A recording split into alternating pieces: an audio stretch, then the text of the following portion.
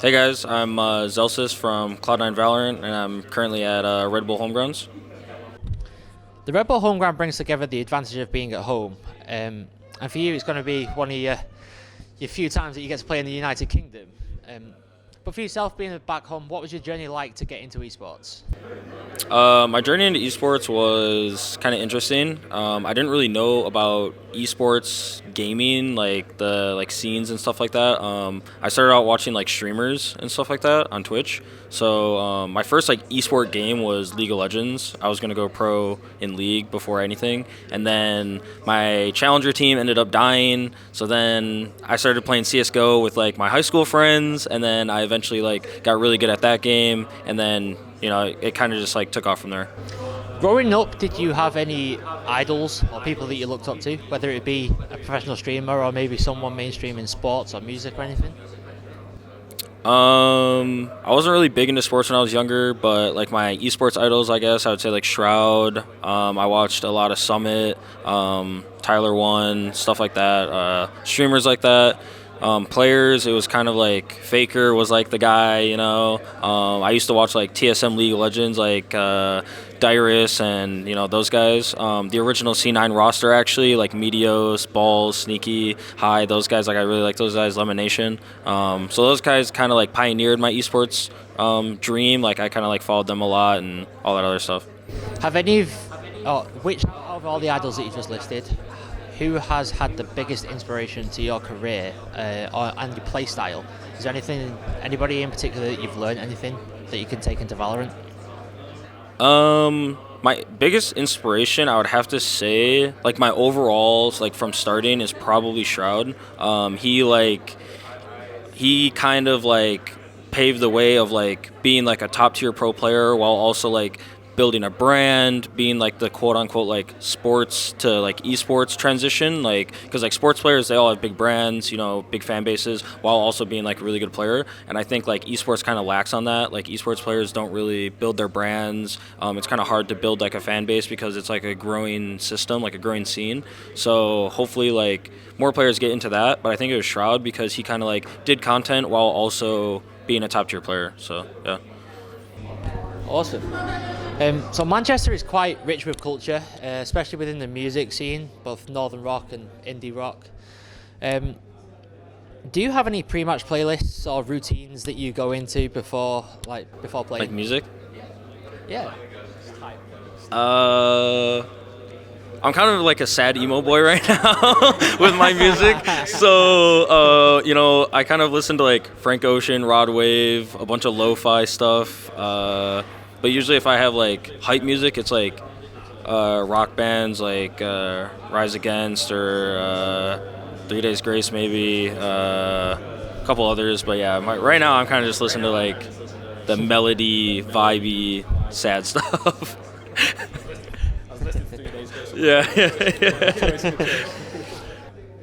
And what's it like for you having the chance to play in the United Kingdom again? I know it's been a long time since we've all been able to travel and stuff, but what's it like being back in the UK and specifically Manchester?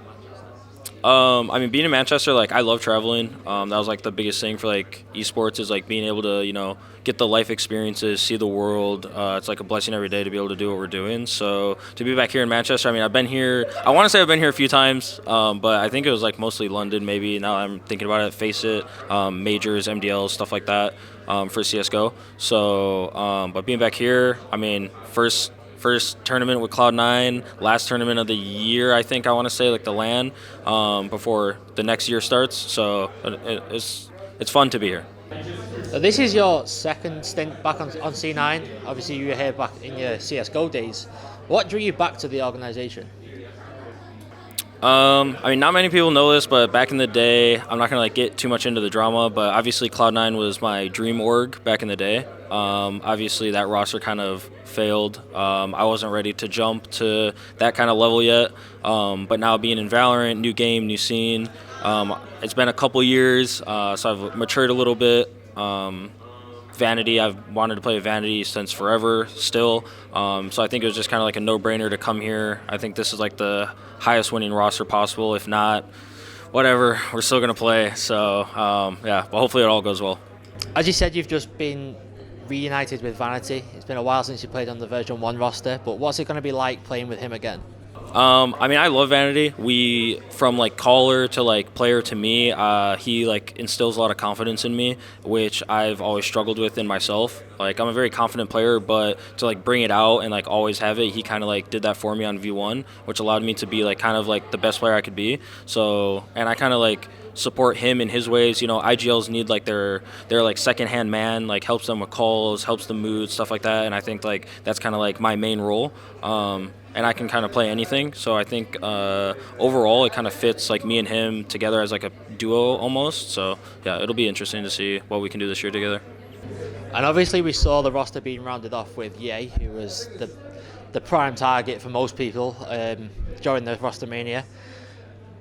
Obviously, what's it going to be like playing with Ye, and how do you almost prevent becoming what Sentinels did with Tens almost?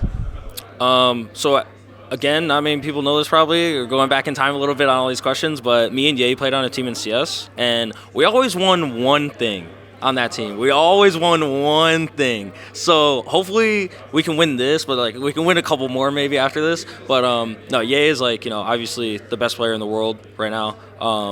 And trying to keep like an era in Valorant is kind of hard, especially because metas change, agents change. You know, like you had the best jet players playing the game, and then you had like the best chamber players, initiators, stuff like that. But I think for us, we're kind of using Red Bull as like a practice. Like we want to win, but we're kind of using it to like set up our year for next year.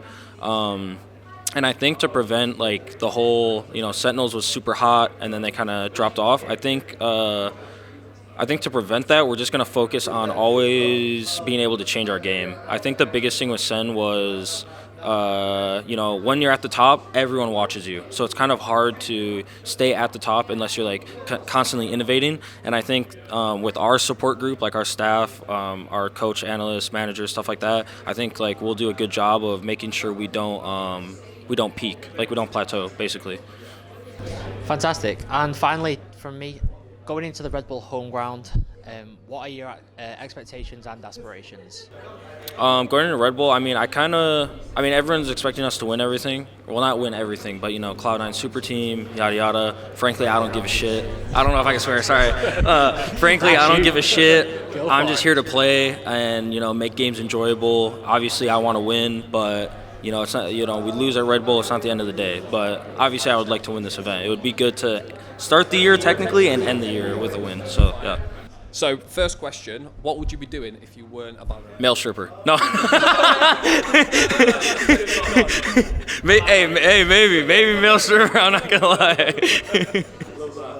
So one thing that you spoke about during the interview, just quickly, you said it's hard to sort of promote yourself as an esports athlete. What is it that you find specifically difficult with that? Well, I think with esports, it's new. It's still a little newer.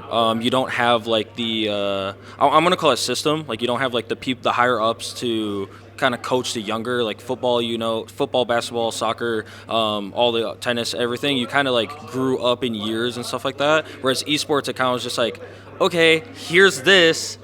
Jumping into it, you know? So I think we're getting to the point where we have managers, we have coaching staffs, we have analysts, you know, we have organizations, we have higher up people, we're getting more professional, people are getting, you know, PR training, media training that NBA players get, all these other sports players get all this stuff. Colleges, you know, colleges are starting to have college teams and they're starting to learn more at a younger age. You know, when you're a sports player, you kind of do it from like you're a kid, right? So you kind of are put in that position. Gaming, you're just kind of playing. You're not like, no one's teaching you anything. No one's like, you know, you're not training for anything. You're just kind of playing. So I think esports and sports are like different in that ways, but we're hitting the stride now in esports, I think.